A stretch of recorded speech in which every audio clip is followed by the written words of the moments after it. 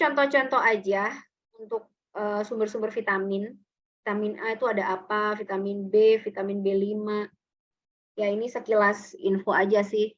Dan yang termasuk superfood, contohnya kayak chlorella, moringa atau katuk ya. Jadi sering-seringlah memasak sayur dari daun katuk atau kelor. Nah, itu bisa buang logam berat. Kemudian matcha green tea itu juga buang logam berat. Wheatgrass juga bisa. Spirulina ini bagus juga untuk sel. Kemudian ada ashwagandha. Ashwagandha ini untuk tenang. Jadi yang kalau pengobatan di India itu kan namanya pengobatan Ayurveda ya.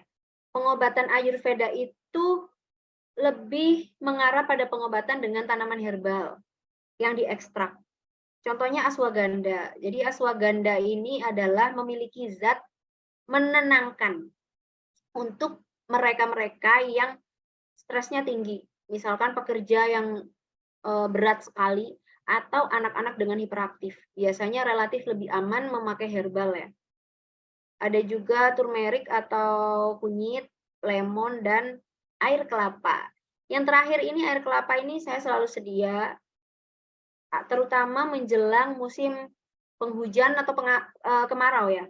Karena biasanya pergantian musim tuh anak batuk pilek, demam, itu pasti sudah anak-anak saya pasti pakai coconut water. Itu lumayan bisa menjaga tubuh mereka juga jauh lebih fit karena mineralnya juga tinggi. Jadi kalaupun demam pun saya kasih ini juga dia turun. Jadi saya jarang sekali pakai paracetamol ya untuk penurun demam, kecuali memang dia udah nggak nahan, panasnya udah nggak nahan, tinggi banget, baru saya kasih.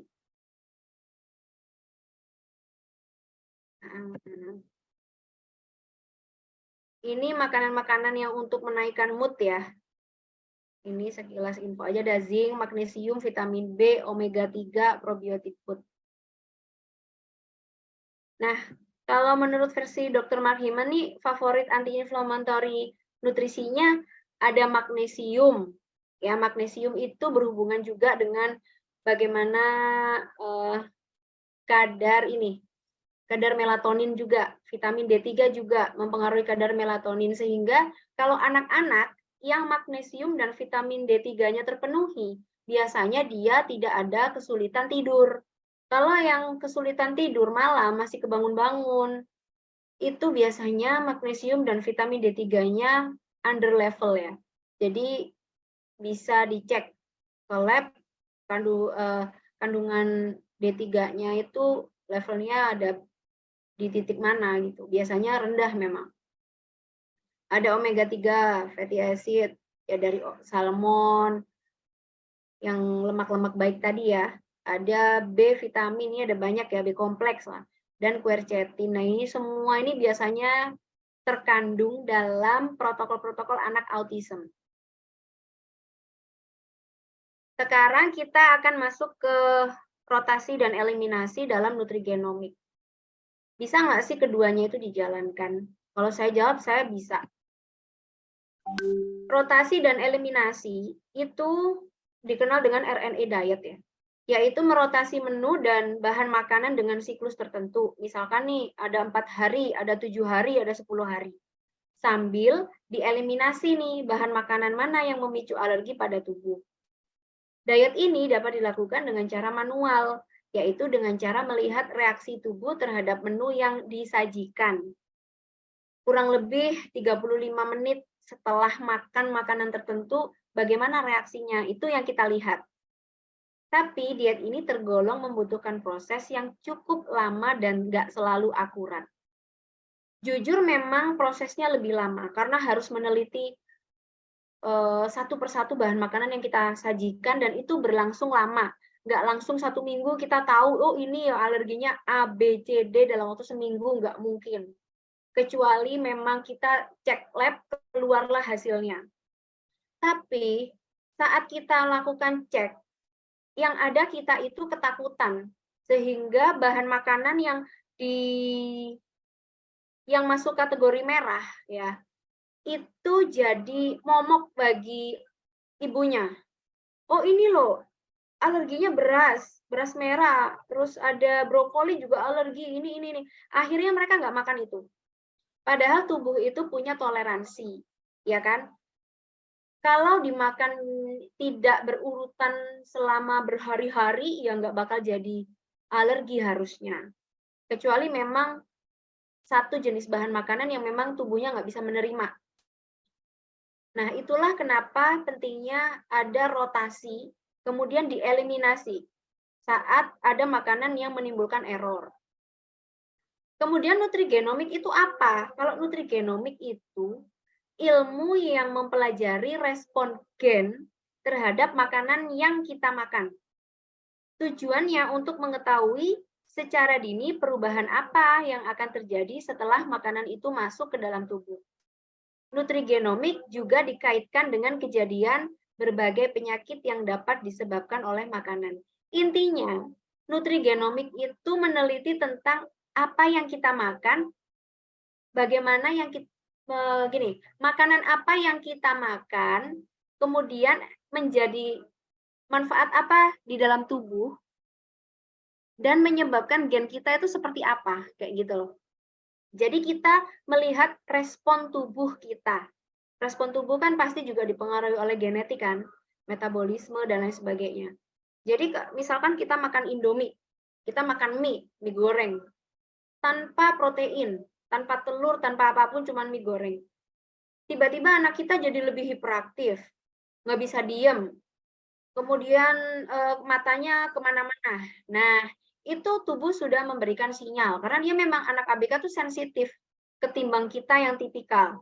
Kalau tipikal mungkin bisa ditahan tuh sama tubuh.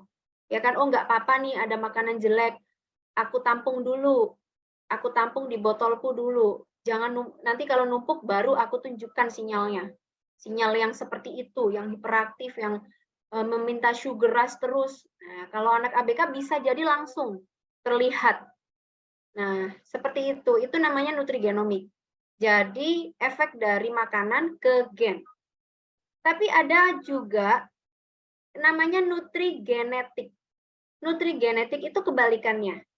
Jadi, mempelajari tentang bagaimana gen manusia itu, gen kita, mempengaruhi metabolisme tubuh dan cara merespon zat gizi yang kita makan, yang didapat dari tubuh, dari makanan. Jadi misalkan nih, kita makan Indomie tadi. Yang diteliti bukan perilakunya, tapi genetiknya. Biasanya memang pakai cek lab ya kalau begini. Jadi gennya itu bagaimana merespon Indomie tadi. Apakah ditolak, ataukah diterima, apakah akan dikoding menjadi makanan favorit di otak, atau bagaimana. Nah, itu nutrigenetik. Jadi memang saling berkaitan ya. Ini adalah contoh rotasi dan eliminasi siklus 4 hari. Kenapa saya suka sekali dengan siklus 4 hari? Karena gampang. Siklus 4 hari itu ada hari pertama kan makanan tuh ada 4 ya, sumber protein itu kan biasanya unggas, daging, mamalia, unggas, mamalia, kemudian telur, ya kan, telur, yang satunya ikan. Nah, jadi ada 4 macam nih. Kita buat aja siklus 4 hari yang gampang. Diet RNA itu dan digabung dengan nutrigenomik itu memberikan memberikan menu sama dalam satu waktu. Misalkan hari Senin ada nasi, sop ayam, brokoli, wortel. Berarti pagi ya makan ini, siang makan ini juga, malam juga makan ini. Jadi jangan pernah memberikan makanan yang bervariasi. Pagi sop ayam, siang sop ikan, malam sop daging. Itu akan kesulitan. Jadi kita akan sulit menentukan makanan mana yang menyebabkan alergi. Karena terlalu banyak yang harus dievaluasi. Jadi berikan makanan yang sama. Misalkan snacknya apa? Snacknya pisang, kacang hijau santan misalkan. Ternyata setelah dimakan perilakunya nggak kenapa-napa, emosinya tetap baik, TIMI-nya juga nggak ada, BAB-nya saya coret. Kenapa? Karena BAB hari Senin, kalau belum BAB berarti itu BAB-nya, maksudnya belum BAB kedua ya, berarti BAB pertamanya adalah makanan di hari Minggu. Ya. Kemudian Selasa ada nasi tumis daging brokoli. Pagi, siang, malam ya makan ini.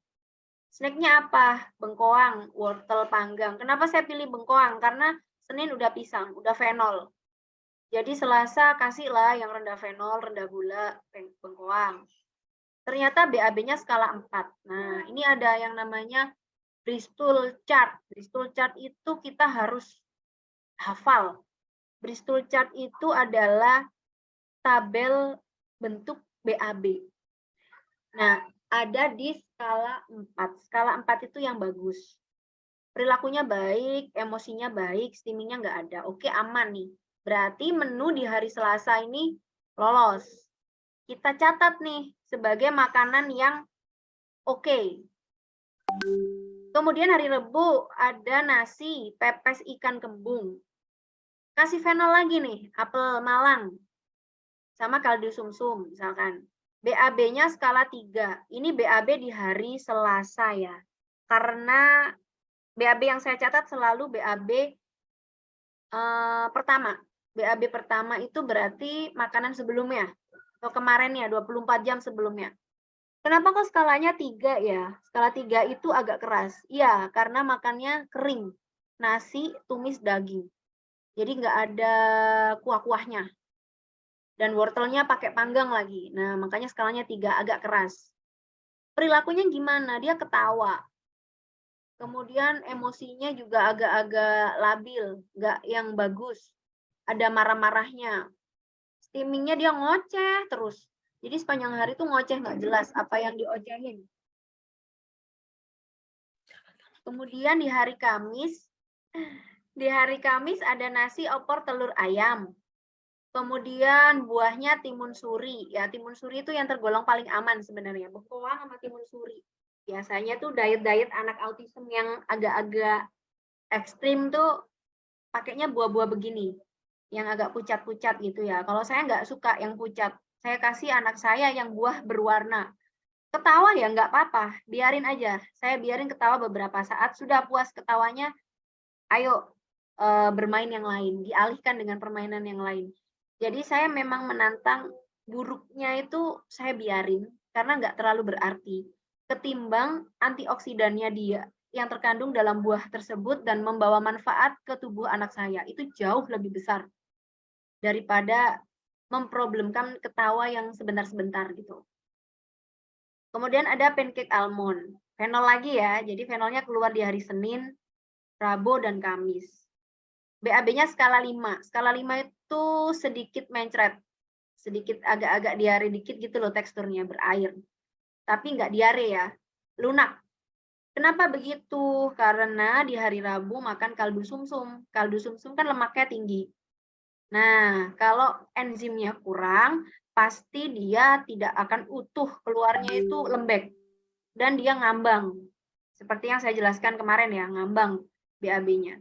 Perilakunya gimana? Ketawa, karena ada penumpukan fenol nih. Dari hari Senin, Rebu, Kamis. Itu enzim yang diminum kan nggak ada pemecah fenolnya. Rigas kan nggak ada ya Bu ya pemecah fenolnya. Jadi ketawa. Emosinya gimana? Cukup baik emosinya, cuman dia ketawa aja sama ngoceh-ngoceh. Agak lebih panjang daripada hari Rabu. Nah, ini sudah saya resume. Di hari Senin makanannya oke, aman. Jadi menu untuk hari Jumat Sabtu, saya pakai menu hari Senin Selasa. Boleh sama atau bahannya sama tapi dimasak lain. Yang penting bahannya itu ada ayam, brokoli, wortel. Terserah mau dibikin sop boleh, mau dibikin tumis boleh, dicapjai boleh. Yang penting bahannya bahan yang aman tadi. Kemudian menu hari Rabu dan Kamis itu tergolong tidak aman. Kenapa tidak aman? Mungkin dugaan saya karena ketawa, mungkin apelnya. Jadi ada mungkin apelnya atau pepes ikan kembung, gitu ya. Itu saya catat dulu, pepes ikan kembung sama apel di stabilo merah. Kemudian hari Kamis, kok masih ketawa? Timun suri kayaknya nggak mungkin, karena dia rendah fenol. Berarti pancake almond yang tinggi fenol. Berarti pancake almond, tepung almondnya itu dan pisangnya, jadi di dalam pancake almond tuh ada pisang sama tepung almond, itu sama-sama tinggi fenol. Itu mungkin yang bikin ketawa. Itu saya highlight dulu.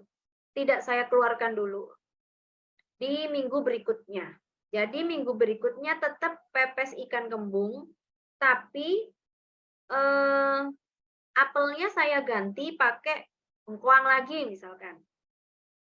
Ternyata nggak apa-apa. Oh, berarti pepes ikan kembung itu bukan pencetus ketawa, tapi yang pencetusnya apel. Gitu ya. Jadi itu yang namanya dirotasi, dieliminasi satu-satu. Kalau kita memberikan bahan makanan itu beragam, semakin sulit kita mengidentifikasi. Dan perlu diingat, kalau misalkan membuat menu yang nggak masuk, misalkan tiba-tiba ada Yakult, ada yang ngasih apa ya, kacang misalkan, itu tetap harus dimasukin. Jadi jangan sampai kelewat. Bisa jadi makanan yang ada di tabel ini aman, tapi tambahannya itu yang nggak aman.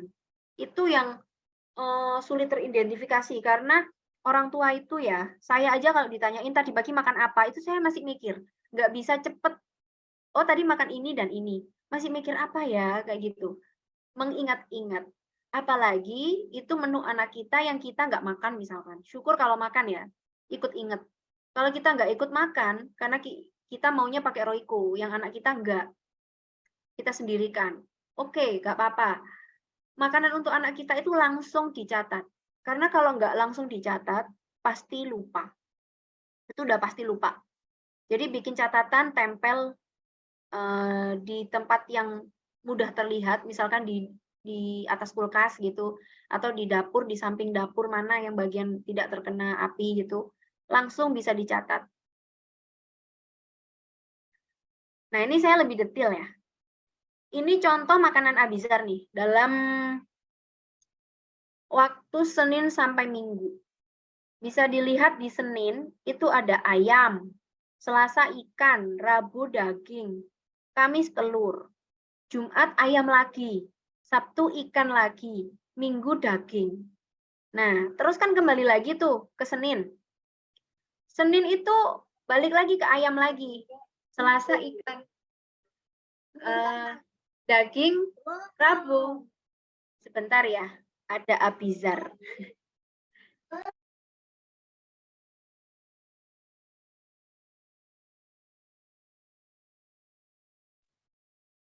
Mohon maaf tadi ada anak saya masuk.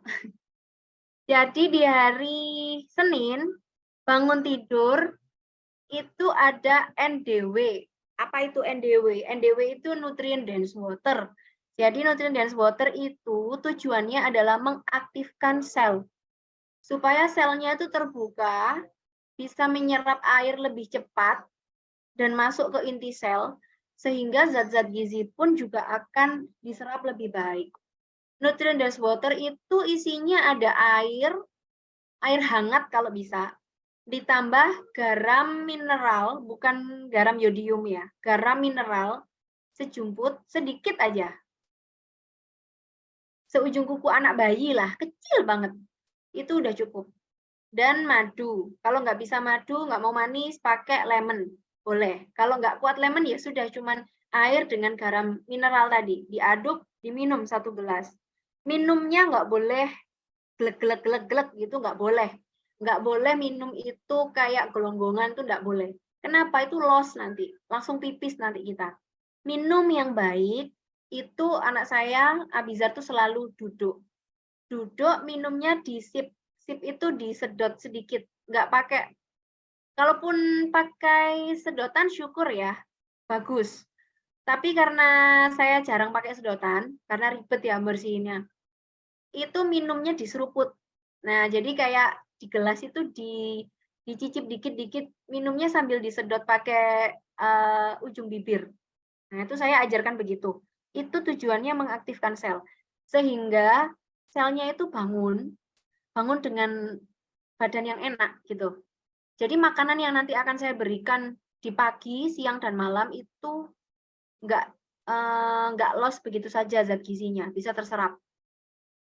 Kemudian bangun tidur itu habis NDW, probiotik 2 kapsul. Kemudian enzim sebelum makan ya. Dan ada D3, kalau jam 7 atau jam 8 mau berangkat sekolah itu kan kena matahari. Saya kasih dia 3. Ya protokol dokter Ali lah. Kemudian makan karbohidratnya nasi 3 sampai 4 sendok makan. Awal mulanya nggak segini ya. Awal mulanya Abizar itu bisa 2 centong nasi. Ya sekitar 180 sampai 200 gram. Itu terlalu banyak untuk dia. Itu saat dia belum diet dan masih jamuran banget. Makanya banyak nasinya. Ikannya sedikit, sayurnya apalagi. Udah dipinggir-pinggirin tuh. Yang sekarang itu nasi 3 sampai 4 sendok makan. Kadang 3 sendok makan, nggak sampai 4. Dia nggak begitu suka sekarang. Dia lebih suka lauknya. Kemudian pagi hari ada sop ayam wortel, bumbunya pakai kaldu jahe.